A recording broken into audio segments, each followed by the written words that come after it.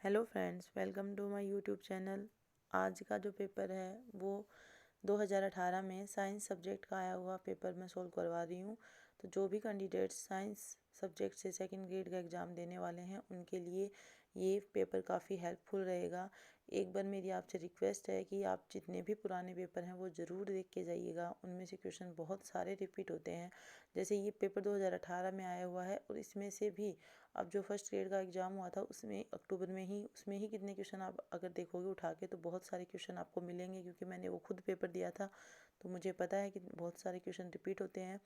तो आप एक बार इस वीडियो को ध्यान से देखिएगा और जितने भी पुराने पेपर आपको मिलते हैं केमिस्ट्री के या सेकंड ग्रेड में जो आए हुए फिजिक्स का पेपर है और बायो के पेपर हैं वो आप ज़रूर कीजिएगा। तो चलिए आज का वीडियो शुरू करते हैं। हमारा सबसे पहला क्वेश्चन है कि निम्न में से कौन सा संकुल हेट्रोलेप्टिक है, यानी इन संकुलों में से जो कोऑर्डिनेशन कंपाउंड दे रखे हैं आपको उनमें से आपको देखना है कि कौन सा जो कॉम्प्लेक्स है वो हेट्रोलेप्टिक है। तो हेट्रोलेप्टिक का मतलब देखिए आपको पता ही है क्या होता है कि जिसमें एक से अधिक लिगेंड हो। तो आपको ऑप्शन 4 देख के समझ में आ ही रहा होगा कि इसमें है अमीन और ये अपना क्लोराइड जो है वो दो लिगेंड हैं। तो इन्हीं की वजह से अमोनिया और क्लोराइड लिगेंड की वजह से ये क्या हो गया हेट्रोलेप्टिक। हेट्रोलेप्टिक मतलब एक से अधिक प्रकार के लिगेंडों का पाया जाना वो हेट्रोलेप्टिक कॉम्प्लेक्स होता है। तो इसमें ऑप्शन 4 हो जाएगा।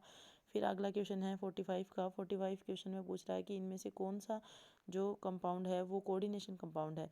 तो देखिए आपको डबल साल्ट वगैरह दिख रहे हैं, ऊपर वाले तो हैं, इनमें क्रिस्टल वाटर है, लेकिन जो फोर्थ ऑप्शन है इसमें भी वही जो है वो क्या है अपना कोऑर्डिनेशन कंपाउंड है। तो एल्यूमिनियम ऑक्सीडेटो वाला ये क्या है अपना कोऑर्डिनेशन कंपाउंड।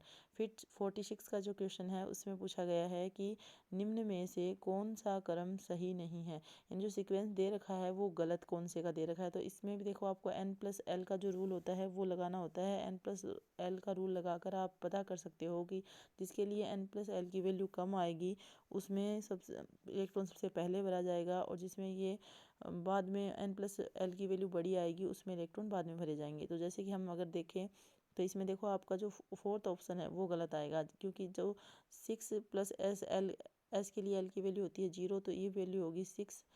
अब 5+पी के लिए भी क्या है एक्स की सॉरी एल की वैल्यू 1 होती है, तो इसकी वैल्यू भी क्या आएगी 6 आएगी। और 4f के लिए क्या हो जाएगा एन की वैल्यू तो 4 और एल की वैल्यू हो जाएगी 3, तो ये कितना आ जाएगा 7। तो चलो ये तो सही है, लेकिन इन दोनों में से भी जब दोनों वैल्यू n+l की वैल्यू जब सेम आए तो जिसके लिए n की वैल्यू कम है उसमें पहले इलेक्ट्रॉन भरे जाएंगे, यानी जो 5p है उसमें पहले इलेक्ट्रॉन भरा जाएगा, फिर 6s में भरा जाएगा, फिर 4f में भरा जाएगा।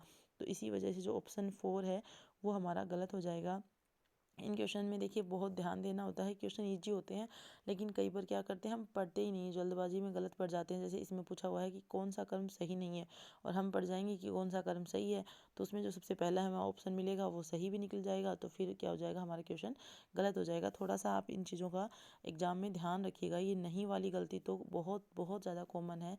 लगभग आप ये मानिए हर कैंडिडेट के 2-3 क्वेश्चन तो इसी वजह से ख़राब या ये कहीं गलत हो जाते हैं, क्योंकि वो ये पढ़ ही नहीं पाते जल्दबाजी में। क्योंकि एक तो ये रहता है कि पेपर बचा हुआ है तो जल्दी जल्दी करें, उसको जल्दी सॉल्व करें, अगला क्वेश्चन करें, अगला क्वेश्चन करें, तो इतना बर्डन हो जाता है कि हमें वो चीज़ें दिखती ही नहीं है। हम अपने हिसाब से ही उनको एज्यूम कर लेते हैं और उसी हिसाब से फिर आंसर देते हैं, तो वो अपने आप ही रॉन्ग होगा। फिर अगला क्वेश्चन चलो देखते हैं कि एक एटम है जिसके लिए जेड यानी उसका जो एटॉमिक नंबर है वो है 92, और उसका जो एटॉमिक उसका जो एक मिनट रुकना, उसका हम जो ए की वैल्यू है उसके लिए वो कितनी दे रखी 238 है। तो वो कौन सा इसमें से आपको बताना है कि प्लूटोनियम यूरेनियम नेपच्यूनियम और प्रोटेक्टिनियम में से कौन सा जो एटम है उसके जेड यानी 92 नंबर पे कौन सा एटम आ रहा है इनमें से। तो आपको पता है, वो पता ही होगा कि 92 पर कौन आता है यूरेनियम। तो यूरेनियम जो है वो 92 नंबर पे आएगा, इसका आंसर हो जाएगा 2। एक ही देखिए ये क्वेश्चन लगभग 3-4 एग्जामों में मेरा खुद का देखा हुआ है कि O2F2 में ऑक्सीजन की जो ऑक्सीकरण संख्या है वो क्या होगी। तो हमें पता है कि फ्लोरीन है वो -1 से ज़्यादा नहीं बना सकता, तो -1 है तो इसके साथ फ्लोरीन के कितने हैं, दो मॉलिक्यूल्स हैं, तो F2 है, जो F2 होगा तो ऑक्सीजन जो है उसकी भी 2 है, तो इसकी क्या हो जाएगी अगर हम देखेंगे तो +1, यानी ऑक्सीजन की ऑक्सीडेशन स्टेट कितनी हो जाएगी, इसमें +1 होगी। तो +1 वाला जो ऑप्शन है वो इसका करेक्ट हो जाएगा। +1 अपना ऑप्शन नंबर 2, तो इसका आंसर हो जाएगा ऑप्शन नंबर 2। अब आगे देखो, HCO3- का कॉन्जुगेटेड बेस पूछ रखा है कि HCO3- है उसका कॉन्जुगेटेड बेस। तो देखो, जब भी आपको कॉन्जुगेटेड बेस पूछे तो आपको क्या करना है, जो भी आपको दे रखा है उसमें से H हटा दो। H हटाने के बाद जो भी बचेगा वो उसका क्या हो जाएगा, कॉन्जुगेटेड बेस। तो कॉन्जुगेटेड बेस क्या हो जाएगा, कार्बोनेट CO3 2-। फिर अगला क्वेश्चन है, ये तो फैक्चुअल क्वेश्चन है कि जो ह्यूमन ब्लड होता है उसकी pH कितनी होती है, तो वो आपको पता ही है कि वो pH कितनी होती है, 7.4 होती है। फिर 51 का क्वेश्चन है कि कोई भी प्रोसेस वो स्वतः हो रहा है, अपने आप हो रहा है, तो उसके लिए डेल्टा जी की वैल्यू क्या होती है, डेल्टा जी की वैल्यू उसके लिए हमेशा नेगेटिव होती है। तो नेगेटिव यानी 0 से कम, तो 0 से कम वाला जो ऑप्शन है वो उसके लिए सही होगा। तो कौन सा ऑप्शन आपको दिख रहा है जिसमें 0, ये क्वेश्चन मेरा भी आया हुआ, जब मैंने सेकंड ग्रेड एग्जाम दिया था उसमें भी ये क्वेश्चन आया था, लेकिन मैं जल्दबाजी में क्या क्या कौन सा ऑप्शन इसमें 2 करके आ गई। लेकिन जबकि इसका ऑप्शन जो था वो सही, तो 3 नंबर वाला होगा कि डेल्टा जी है जब वो <<0 हो, यानी <<0 का मतलब क्या है, अब ये नेगेटिव आएगी, तो ये वैल्यू नेगेटिव होनी चाहिए। नेगेटिव होगा तभी क्या होगा, स्पॉन्टेनियस प्रोसेस होगा। तो स्पॉन्टेनियस प्रोसेस के लिए डेल्टा जी की वैल्यू है वो होगी नेगेटिव, तो इसका अपना ऑप्शन हो जाएगा करेक्ट, ऑप्शन नंबर 3। अगला क्वेश्चन है कि यदि एक द्रव्य है उसको ठोस में बदल दिया जाए, यानी उसको क्रिस्टलीकरण कर रहे हैं, हम ठोस बना रहे हैं, तो एंट्रोपी क्या होगी। तो आपको पता है कि द्रव्य जो होता है उसके अंदर क्या होते हैं, कण थोड़े दूर दूर होते हैं, जबकि ठोस में जो है वो कण क्या आ जाएंगे, एकदम पास पास आ जाएंगे। अब जब कण पास आएंगे तो क्या होगी, अव्यवस्था जो है वो क्या होगी, डिसऑर्डर कम होगा, डिसऑर्डर कम होगा तो एंट्रोपी भी कम हो जाएगी। तो इसका आंसर होगा 52 का ऑप्शन नंबर 2। फिर 53 जो है, 53 में पूछा गया है कि निम्न में से किस स्पीसीज का, यानी किसका अपचयन हो रहा है, अपचयन कौन सी स्पीसीज का हो रहा है। तो देखो, आपको पता होना चाहिए कि अपचयन और ऑक्सीकरण क्या होता है। तो किसी भी ऑक्सीजन का जुड़ना तो ऑक्सीकरण कहलाता है, और ऑक्सीजन का हटना नॉर्मल अगर आप याद रखो तो उसको हम कह देंगे कि वो क्या होगा, अपचयन होगा। तो जैसे कि आपको ये दिख रहा है कि कॉपर में कॉपर ऑक्साइड जो है वो कॉपर के अंदर क्या हो रहा है, कॉपर में अपचयित हो रहा है। तो किस में हो रहा है अपचयन, कॉपर में अपचयन हो रहा है, तो इसका आंसर हो जाएगा 1। फिर आगे देखो, आगे वाला क्वेश्चन जो है, आगे वाला क्वेश्चन भी आपका फैक्चुअल क्वेश्चन है जिसको आप सीधा याद कर सकते हो, इसमें समझने वाला कुछ नहीं है।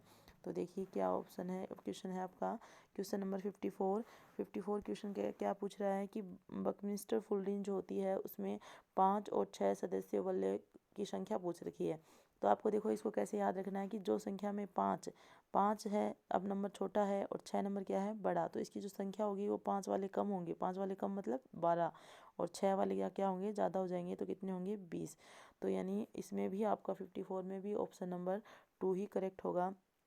फिर 55 में निम्न में से कौन सा कॉपर का ऑक्साइड है, तो कॉपर का ऑक्साइड इनमें से हो जाएगा क्यूप्राइड, ऑप्शन नंबर 2। फिर है 56 का क्वेश्चन, 56 के क्वेश्चन में पूछ रखा है कि CH3CH2 और ये अपना फ्री रेडिकल है, और CH3 होल्ट वाइज कार्बन है आगे दे रखा है, इसका ये भी फ्री रेडिकल है। तो इनमें से दोनों में से कौन ज़्यादा स्थायी है, और हमें पता है कि इनमें से जो स्थायी उसका कारण क्या है। तो देखो इसका कारण हो जाएगा हाइपर कॉन्जुगेशन। हाइपर कॉन्जुगेशन को ही बिना बंध का अनुनाद भी कहते हैं। फिर है 57 का क्वेश्चन। 57 जो क्वेश्चन है उसमें दे रखी है हमें नाइट्रीन, अब पूछ रखी है कि नाइट्रीन क्या होती है। तो नाइट्रीन देखो आपको पता है कि ये क्या होती है, इलेक्ट्रॉन न्यून होती है, मतलब इलेक्ट्रॉन डेफिशिएंट होती है, तो ये एज ए न्यूक्लियोफाइल रिएक्ट करती है। तो ये क्या होती है, न्यूक्लियोफाइल मतलब न्यूक्लियस को अट्रैक्ट करती है अपनी ओर। फिर 58 का क्वेश्चन जो है, 58 के क्वेश्चन में क्या दे रखा है कि जो रिएक्शन है, ये रिएक्शन कौन सी है, ऐसा भी आप पूछा जा सकता है आपसे कि इस रिएक्शन का क्या नाम है। तो ये फ्रीडल क्राफ्ट एसिलेशन है, यानी एसाइलेशन हो रहा है इसमें, और फिर इसको बोलते हैं फ्रीडल क्राफ्ट एसाइलेशन। तो फ्रीडल क्राफ्ट एसाइलेशन में जो AlCl3 होता है वो एज ए लुईस एसिड काम करता है। और ये जब हमने लुईस एसिड और लुईस बेस है उसका ड्रॉबैक पढ़ते हैं, उसमें भी हम पढ़ते हैं कि एल्यूमिनियम ट्राइक्लोराइड है या BF3 है, ये सब क्या होते हैं, इलेक्ट्रॉन डेफिशिएंट होते हैं और as a Lewis acid behave करते हैं। तो उसके बाद निम्न में से कौन सा बहुलक ताप दृढ़ बहुलक है। तो देखिए ताप दृढ़ बहुलक का क्या मतलब है कि आप उसको गर्म करोगे तो वो पिघलेगा नहीं और ज़्यादा कठोर हो जाएगा। तो इसमें 59 का जो है वो आंसर होगा आपका ताप दृढ़ बहुलक है, पॉलीस्टाइरिन, ताप दृढ़ बहुलक है आपका, सॉरी ताप दृढ़ बहुलक पॉलीस्टाइरिन नहीं होता। पॉलीस्टाइरिन तो ताप सुन्मय होता है, यानी इजीली वो तो मेल्ट हो जाता है। बेकेलाइट जो है आपका, बेकेलाइट जो है वो आपका ताप दृढ़ बहुलक होता है। फिर 60 का जो क्वेश्चन है, 60 वाला क्वेश्चन देखिए, वह बहुलक जो पेंट में उपयोगी है, जो पेंट करते हैं अपन, उसमें उपयोगी बहुलक कौन सा है तथा किससे बनता है। यानी आपको ये याद रखना है कि एथिलीन ग्लाइकोल और थैलिक एसिड, इनसे मिलकर कौन सा बहुलक बनाया जाता है। ये question as it is first grade में भी आया हुआ है। तो 60 का क्वेश्चन इसका आंसर हो जाएगा आपका ग्लिप्टल। तो ग्लिप्टल जो है वो एथिलीन ग्लाइकोल और थैलिक एसिड से बनता है। फिर दवा जो बुखार को कम करती है, तो ये तो बहुत जनरल क्वेश्चन है। जो दवा अपन नॉर्मल भी बोलते हैं कि बुखार को कम करने के लिए जो दवाई ली जाती है उसको एंटीपायरेटिक बोलते हैं। फिर प्रतिजनन क्षमता औषधि है, इनमें से कौन सी औषधि जो है वो जनन क्षमता औषधि है, तो वो है नोवेस्ट्रोल। देखिए ये जो लास्ट वाले चैप्टर हैं केमिस्ट्री इन एवरीडे लाइफ, ये आप ज़रूर पढ़िएगा। कई बार हम क्या करते हैं, हार्ड टॉपिक तो पढ़ लेते हैं और हम ये सोचते हैं कि इजी टॉपिक है, इसको लास्ट में करेंगे, लास्ट में करेंगे, और वो लास्ट कभी नहीं आता फिर। लेकिन इनमें से क्वेश्चन आते हैं और बहुत ही ईजी क्वेश्चन आते हैं, तो एक बार आप इसको ज़रूर पढ़िएगा। आगे जो 63 का क्वेश्चन है, 63 का क्वेश्चन क्या पूछ रहा है, 63 के क्वेश्चन में पूछा गया है कि इनमें से कौन सी नॉन रिड्यूसिंग शुगर है। तो यानी कौन सी शुगर है जो कि नॉन रिड्यूसिंग है, तो आपको पता ही है, आपके एक ही एग्जांपल है जो अभी तक आपने जो पढ़ा है नॉन रिड्यूसिंग का, वो होती है सुक्रोज। क्योंकि इसमें जो आपका फ्री कोई भी जो फंक्शनल ग्रुप है वो कीटोन या फिर एल्डिहाइड वाला वो फ्री नहीं होता, तो उसकी वजह से ये नॉन रिड्यूसिंग शुगर बन जाती है। जबकि ग्लूकोज, माल्टोज, लैक्टोज ये सब क्या होते हैं, रिड्यूसिंग शुगर होती हैं। तो 63 तक क्वेश्चन आपको आई होप समझ में आ रहे होंगे। अब आगे का क्वेश्चन देखते हैं 64 नंबर का। 64 नंबर का क्वेश्चन क्या पूछ रहा है, 64 नंबर के क्वेश्चन में पूछा गया है कि निम्न में से कौन सा प्राकृतिक एमिनो अम्ल प्रकाशिक अक्रिय है, यानी ऑप्टिकली इनएक्टिव है। तो एक सिर्फ जो एमिनो एसिड होता है ग्लाइसिन, वही ऑप्टिकली इनएक्टिव होता है। बाकी जितने भी आप पढ़ोगे वो सब क्या होते हैं, ऑप्टिकली एक्टिव एमिनो एसिड होते हैं। तो ये एकदम याद ही कर लो, सिर्फ सबसे सरल भी ग्लाइसिन ही होता है, और जो यही जो होता है वो अपना प्रकाशिक अक्रिय यानी ऑप्टिकली इनएक्टिव होता है। फिर 65 का क्वेश्चन है, एक ये कोलाइड और अधिशोषण वाला जो चैप्टर है वो भी ज़रूर पढ़िएगा, उसमें से भी क्वेश्चन बहुत आते हैं। तो अधिशोषण का डेल्टा एच हमेशा नेगेटिव होता है। डेल्टा एच का मान अधिशोषण में हमेशा नेगेटिव होगा, क्योंकि इसके अंदर क्या होते हैं, बॉन्ड बनते हैं, और जहाँ बॉन्ड बनेंगे वहाँ एनर्जी रिलीज होगी, और एनर्जी रिलीज होगी तो डेल्टा एच की वैल्यू नेगेटिव हो जाएगी। फिर वो पदार्थ जो उत्प्रेरक की क्रियाशीलता को घटाते हैं यानी कम करते हैं, तो वो तो पता ही है आपको, पॉइजनस एज ए पॉइजनस काम करेंगे।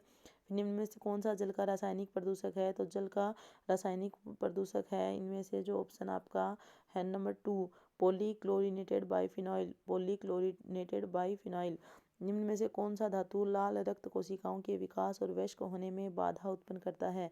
तो ये क्वेश्चन भी काफ़ी बार पूछा जाता है बहुत सारे कंपटीशन एग्जाम में, जिनमें जनरल साइंस भी आती है, वहाँ भी ये क्वेश्चन पूछा जाता है कि जो आरबीसी होती हैं उनके डेवलपमेंट में कौन सा जो धातु है, मेटल है, वो अवरोध उत्पन्न करती है या उसके डेवलपमेंट को रोकती है। तो उसमें सबसे जो प्रमुख धातु होती है, मेन धातु जो होती है वो होती है लेड। लेड याद रखना, लेड, लेड से याद रख लेना, लेड, लेड लाल लाल, लेड लाल, ले। तो लेड है वो लाल रक्त कणिकाओं के विकास या उसके वेस्ट होने में बाधा उत्पन्न करती है। फिर 69 क्वेश्चन में पूछा गया है कि निम्न में से कौन सी गैस आर्क वेल्डिंग में उपयोगी है। तो 69 क्वेश्चन का आंसर हो जाएगा आर्गन। आर्गन जो होती है वो आर्क वेल्डिंग में काम आती है। देखो आर्क, आर्क से आर्गन, आर्गन जो है वो आपकी आर्क वेल्डिंग में काम में ली जाती है। फिर क्वेश्चन नंबर 70 में पूछा गया है ZnNH3 4 है और उसकी ज्यामिति यानी उसकी ज्योमेट्री कैसी होगी। तो देखो इसकी ज्योमेट्री जो है आप बता सकते हो इजीली, कि जिंक जो होता है उसमें डी तो 10 होता है, तो यानी अंदर वाला डी तो काम में आ ही नहीं सकता, तो इसमें चार लिगेंड जुड़ेंगे तो कैसे, कौन सा हाइब्रिडाइजेशन होगा, sp3। और sp3 जब भी होता है तो वो टेट्राहेड्रल उसकी स्ट्रक्चर हो जाती है, तो इसकी स्ट्रक्चर होगी टेट्राहेड्रल। फिर क्रोमियम की सर्वाधिक स्थायी ऑक्सीकरण अवस्था यानी कौन सी, आपको पता है क्रोमियम +6 ऑक्सीडेशन स्टेट दिखाता है, शो करता है, लेकिन उनमें से सबसे ज़्यादा जो स्टेबल होती है वो 3D वालों की +3 ही होती है। फिर 72 वाला क्वेश्चन है, उसमें पूछा गया है कि निम्न में से कौन सा अधिकतम अणु चुंबकत्व दर्शाने वाला त्रिधनात्मक आयन है। तो 72 वाले क्वेश्चन में देखो, लैंथेनम, ल्यूटीशियम और सीरियम, ये तो सब क्या है, इनमें तो डी ब्लॉक, ल्यूटीशियम में तो डी है वो फुल है आपका, और सीरियम और लैंथेनम में डी ब्लॉक है वो खाली है। तो जो न्यूडाइनियम है इसके अंदर क्या होता है, ऑप्शन नंबर 3 आपका इसके लिए करेक्ट हो जाएगा कि ये जो है इसके अंदर अनपेड इलेक्ट्रॉन होंगे, और अनपेड इलेक्ट्रॉन है तो इसकी वजह से ये क्या करेगा, पैरामैग्नेटिक नेचर शो करेगा। इसके बाद हमारा जो 73 का क्वेश्चन है उसकी तरफ चलते हैं। तो देखिए 73 का क्वेश्चन क्या पूछ रहा है। 73 के क्वेश्चन में क्या पूछा गया है, 73 का क्वेश्चन भी फैक्चुअल क्वेश्चन है कि B12 जो होता है उसके अंदर कौन सा तत्व पाया जाता है। तो भी इसमें आप B12 में हम तो बहुत छोटी क्लासों से पढ़ते आ रहे हैं कि कौन सा होता है तत्व, है कोबाल्ट होता है। फिर टोलुइन द्वारा प्रतिस्थापित अभिक्रियाओं में अप्रत्याशित सक्रिय प्रभाव दिखाने का कारण। तो टोलुइन जैसे कि आप जानते हो, जब बेंजीन रिंग के ऊपर CH3 ग्रुप जुड़ जाए तो इसी को हम क्या बोलते हैं, टोलुइन बोलते हैं। अब CH3 ग्रुप जो है ये कौन सा इफेक्ट शो करता है, तो ये दिखाता है हाइपर कॉन्जुगेशन। तो यानी hyper conjugation plus H effect दिखाता है, और प्लस H इफेक्ट की वजह से जो ये रिंग होती है वो बहुत ज़्यादा एक्टिवेटेड हो जाती है, यानी इसकी पैरा और ऑर्थो पोजीशन जो होती है उसके ऊपर नेगेटिव चार्ज आ जाता है, और ये इजीली इलेक्ट्रॉनफिलिक सब्स्टिट्यूशन देने के लिए एक्टिव हो जाती है। फिर 75 का जो क्वेश्चन है, 75 वाला क्वेश्चन देखिए, 75 के वाले क्वेश्चन IR से लिया गया है। IR में पूछा गया है कि इसमें कौन सा IR जो है इसकी वैल्यू दे रखी है कि 1715/सेंटीमीटर जो IR है वो कौन सा कंपाउंड शो करता है। तो ये आप अगर याद कर सको तो याद कर लो कि कीटोन की होती है। बाकी ये अगर टॉपिक आप छोड़ भी देते हो, क्योंकि देखिए ये बहुत लेंथी टॉपिक है और इसमें सिर्फ 1 या 2 क्वेश्चन आते हैं, इसमें से ज़्यादा क्वेश्चन आते भी नहीं है। फर्स्ट ग्रेड के एग्जाम में भी इसमें से ज़्यादा क्वेश्चन नहीं पूछे जाते, तो आप इसको ईजिली स्किप कर सकते हो अगर आपने नहीं पढ़ा है तो। और वरना 1-2 जो क्वेश्चन अगर आप करना चाहो तो एक जो एग्जाम में आ रखे हैं वही क्वेश्चन आप करो, क्योंकि क्वेश्चन वही रिपीट होते हैं जो बार बार एग्जाम में पूछे जाते हैं। फिर आगे 76 का क्वेश्चन, यदि अभिक्रिया का वेग अभिकारक की प्रारंभिक सांद्रता पर निर्भर नहीं करता तो अभिक्रिया की कोटि कौन सी होगी। तो 76 का क्वेश्चन बहुत ईजी है, इसके लिए अभिक्रिया की कोटि होगी शून्य। ये देखो अब की बार नीट में भी ये क्वेश्चन पूछा गया था कि एक तरफ तो हमें दे दिया था कि अभिक्रिया की सांद्रता, और एक तरफ रेट ऑफ रिएक्शन दे दिया था, और एक तरफ कॉन्सेंट्रेशन दे दिया था, और इस तरीके का ग्राफ पूछ रखा था। तो यानी जो ग्राफ ऐसे स्ट्रेट लाइन आएगा तो इसका मतलब कॉन्सेंट्रेशन पे जो रेट है वो डिपेंड नहीं कर रही है। तो ये कौन सा अभिक्रिया होगी, ये जीरो ऑर्डर अपनी रिएक्शन होती हैं उनमें ही ऐसा होता है। फिर अगला क्वेश्चन है, यदि बेंजीन में 30 डिग्री सेल्सियस पर एक अवाष्पशील विलय, तो देखो आपको की पॉइंट पकड़ना है, अवाष्पशील यानी नॉन वोलेटाइल सोल्यूट आप जब भी मिलाओगे तो आपका वाष्प दाब क्या होगा, कम ही होगा। फिर 78 में चाहे टेम्परेचर कितना भी हो, 78 का क्वेश्चन में देखिए, बेंजीन में एसिटिक अम्ल के मोलर भार 60 के स्थान पर 118 यानी डबल हो गया। तो डबल होने का कारण क्या हो जाएगा, उसका आपस में एसोसिएट हो गए, यानी संगुणन हो गया उनका, एसोसिएशन ऑफ मॉलिक्यूल्स। फिर 79 का क्वेश्चन जो है, 79 के क्वेश्चन में क्या पूछा हुआ है कि KCl के तनुकरण करने पर, जब KCl का हम तनुकरण करेंगे यानी उसमें डाइल्यूट करेंगे उसको, तो क्या होगा, डाइल्यूट करते हैं तो जो चालकता होती है वो तो होगी कम, और तुल्यांकी चालकता जो है वो बढ़ेगी। तो ऑप्शन नंबर 3 इसमें करेक्ट हो जाएगा। ऑप्शन नंबर 3 की चालकता तो होगी कम, जबकि तुल्यांकी चालकता है वो बढ़ जाएगी।